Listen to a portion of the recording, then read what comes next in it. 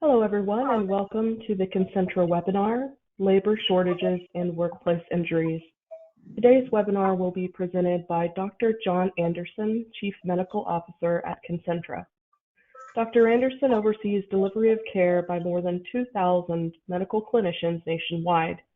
He also oversees quality assurance of Concentra's medical practice based on high-quality, value-based care for shorter case duration and Concentra's early intervention model for rapid, sustainable recovery.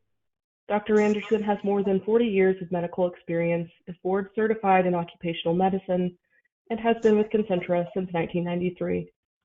At the conclusion of the presentation, we will have a Q&A session with Dr. Anderson. You can submit your questions throughout the presentation to be answered during the Q&A. Dr. Anderson will answer as many questions as possible within the time allowed. After the webinar, a recording of the webinar and a copy of the slides will be emailed to you so you can view them again at your convenience. Dr. Anderson, we're ready to begin. Thank you, and welcome, and thanks to everybody for being here. I know your time is valuable, and our intention is to give you some information that will be helpful to you in managing through the labor shortages at this time that I think we're all experiencing. We'll go over some of Concentra's data on this subject and then try to make sense of how you as an employer can meet some of the challenges that you're experiencing and maybe mitigate some of the risks associated with this current labor market, which seems to be affecting every industry. I know at Concentra, we're facing the same challenges as many of you with workers who've had that time during the pandemic to consider their current employment, consider other employment options, and consider work-life balance as well. We're even seeing physicians retiring early or reducing their work schedule, sometimes dramatically, sometimes going into telemedicine, so they don't have to experience workplace exposures to the virus. Demand for higher wages seems to be pretty universal, and in a shrinking pool of qualified candidates, we're needing to meet that demand in order to remain staffed with qualified medical assistants, rad techs, advanced practice clinicians, our nurse practitioners and PAs, even front desk staff, coding, billing specialists, and all the support departments. So it seems like we're all in this together, considering the attendance today. So I'll try to make this relevant for you. There are, however, no magic bullets. I'll warn you in advance of that. We can advance to the next slide. Let's take a look at the agenda, and beginning with a look back at the work shortages, which started even before COVID reared its ugly head, and how these ingredients for a labor pinch were brewing before the pandemic. We'll explore some of the pandemic-induced labor shortages and some pain points that currently exist for employers. We'll take a look at some of the current trends in workforce behavior and how these affect your business, your current workforce, and even prospective employees. Then we'll take a look at some of Concentra's data on common work injuries that occurred both before and during the pandemic, the injury volume data that Concentra is currently experiencing, and then some of the national injury volume data. You can take a look at COVID's influence on workers' comp claims during the pandemic and wrap up with how business leaders are facing very challenging circumstances, implementing occupational health best practices in the face of labor shortages, and the impact of all that on workplace injuries. So then we'll close, as she said, with a brief Q&A session, and then I'll answer as many of your questions as time might allow. But before looking into some of the possible factors related to our current state, it's really important to recognize that labor shortages existed before the pandemic, especially for blue-collar industries. 85% of the companies in industries with a high volume of blue-collar workers reported labor shortages and recruiting difficulties in 2019, before COVID was even heard of. Then, as the pandemic hit very rapidly, layoffs and furloughs followed in 2020. Employers figured out how their employees could work remotely, and some of them got very accustomed to that and began to like it very, very quickly. So let's talk about how the pandemic has influenced labor shortages. Earlier this year, the U.S. Chamber of Commerce declared the country's labor shortage a national economic emergency. That's a pretty big deal, and it's an emergency that's getting worse by the day. Chamber also released a survey revealing that 88% of U.S. businesses have found it difficult to fill job vacancies since the start of the pandemic. So, what are some of the factors that have been credited for causing an exacerbation in the labor shortages related to this pandemic? Well, before vaccines and even therapeutics, which are soon to arrive, became available, some employees would stay away from the workplace out of fear of infection or exposure. You might recall some of the televised images early on of different industries where employees were working shoulder to shoulder in very cramped quarters. Those were pretty alarming, and it makes it understandable why people would not want to go back into those workplaces. So when companies reopened after the initial lockdowns and after government-imposed measures, fewer employees wanted to return for a variety of reasons, but mostly led by fear of contagiousness and infection. And this fall, as the labor crunch was becoming even more evident, many blamed the problem on the enhanced unemployment benefits program provided through the CARES Act.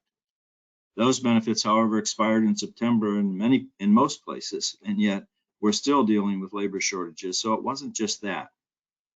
On top of virus-related issues, many employees have been reassessing their career choices or have been acquiring new skills and advancing their education. This caused some employees to explore new job opportunities or demand higher pay, part of the trend called the Great Resignation. Moreover, national and state vaccine mandates have also forced the hand of some employers, resulting in resignations and terminations over non-compliance issues. And despite wide vaccine availability and overwhelming data that support the safety and efficacy of the available vaccines, many workers still have lingering concerns over the vaccine. And even many who are fully vaccinated are concerned about exposure to those unvaccinated in the workplace, especially in jobs with high levels of person-to-person interaction. Overall, it's really impossible to pinpoint any single factor that's causing these workforce shortages, which makes a simple solution even more elusive, maybe impossible. But let's talk about employer pain points that are influenced by some labor shortages. So what's causing supervisors, safety and risk managers, and the like to lose sleep because of these labor shortages? We can start with an understanding that many loyal and hardworking employees that you have and we have may have to now work longer shifts with fewer breaks to meet deadlines or production quotas because of the shortage. These time constraints may tempt employees to overlook safety regulations or cut corners. With fewer workers doing more, there's also the risk of less oversight, subpar work performance, which translates into more errors and inferior quality.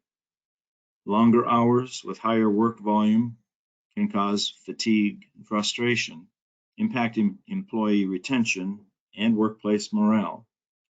Burnout is always a risk in some industries, including medicine and healthcare, resulting in higher than usual turnover rates. We know from our own physician group that those nearing retirement have retired early as a result of the coronavirus pandemic. And while fatigue from longer shifts and overtime affect retention, it's predictive of increased injury rates as well. Adding and training new hires puts a strain on tenured employees and also predicts the likelihood of increased injury rates in the new hire group. Some of you may notice some trends in workforce behavior as well that could be influenced by the understaffing issue. Employees may feel overwhelmed by constant work demands caused by depleted workforces. Overworked and frustrated, these employees may schedule time off more often. You may also see an increase in the number of employees calling in sick or abruptly requesting time off. More often now, new hires may reject a job offer after accepting it or simply not show up for work on their start date. That's known as ghosting. These behaviors have a direct impact on productivity and morale, creating a vicious cycle of stressed out employees who are spread thin. This cycle will express employees to more injuries as well. When employers need to hire more workers to stay ahead of these work demands, they can't afford to lose their existing workforce to occupational injuries or illnesses. So let's talk about some common work injuries that have been occurring both before and since the start of the pandemic. Understanding the nature and frequency of common injuries may help to prevent them. So Concentra's Clinical Analytics and Quality Department has compiled injury volume and mixed data based on work injuries that our clinicians have treated before and during the pandemic. To add some context, our centers treat 1 out of every 5 reported occupational injuries in the United States, so our database is quite large.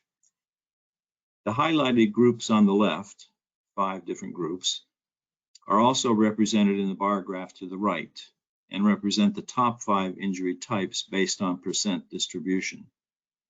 You can see that there is an exceptional amount of consistency before and during the pandemic for these injury types.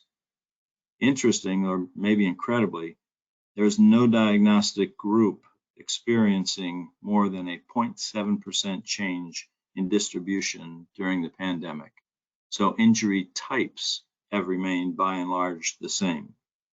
On the other hand, the pandemic impacted singular industries, in considerably different ways. You can see at the bottom of the table the total number of new injuries treated in our centers, with an overall decrease in 2020 of about 18.5%. Some months in the early stages of the pandemic actually hovered in the 50% range in spring and early summer. While there's been an increase in injuries in 2020 and 2021, volumes still not returned to 2019 level, which is a good thing. And each industry sector has had a different experience.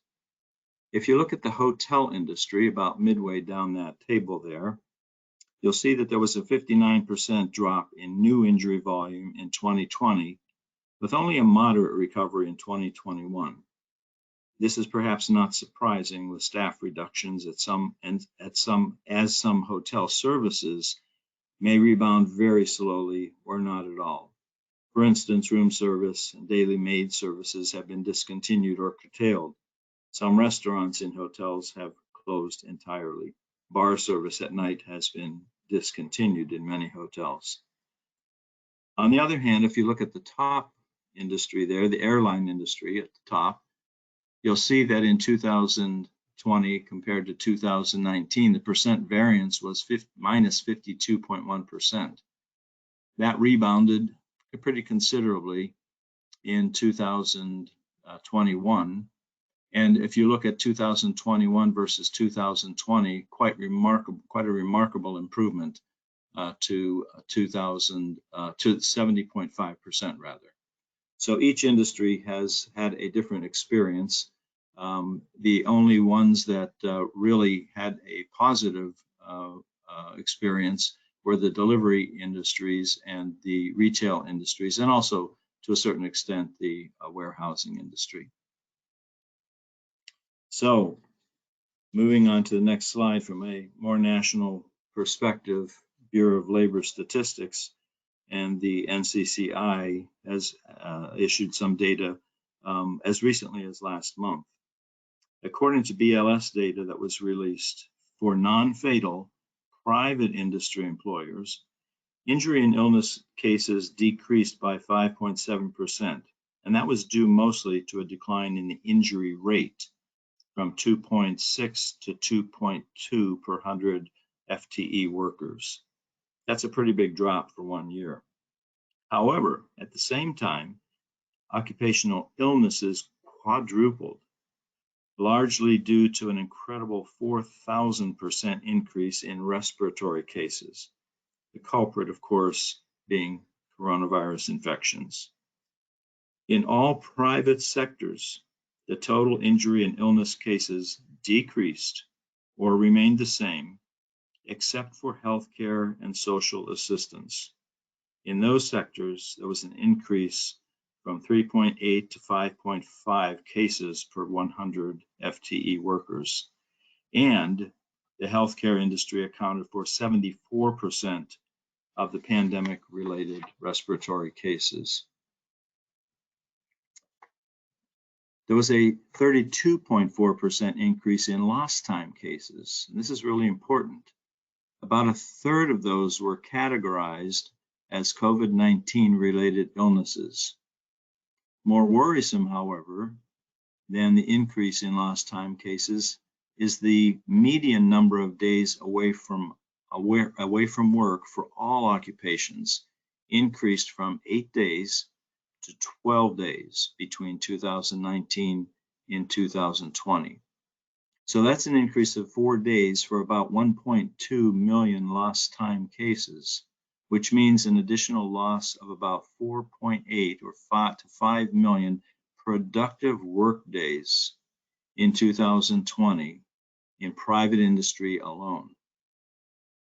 Some interesting stats: nursing assistants had the highest number of days awake from work cases. That makes sense given the nature of the patient population that they were handling. Heavy and tractor trailer truck drivers had a 9.4% decrease in the cases, probably largely because of decrease in transportation. And there was also a decrease in their rate. But they had an increase in days away from work from 19 to 23 days. So 4 days again, pretty significant. In private leisure, entertainment, and hospitality, there was a drop in overall case rate, largely driven by a decline in injuries. Days awake from work cases for women increased 68%, likely related to the number of women healthcare workers. And days away from work cases for men increased, but only by 7.8%. Not unexpectedly, 75% of COVID-19 cases are lost time claims. So of the reported cases with lost time, 1 in 3 was categorized as, quote, other diseases due to viruses not elsewhere classified, including reported COVID pandemic-related illnesses. In other words, coronavirus.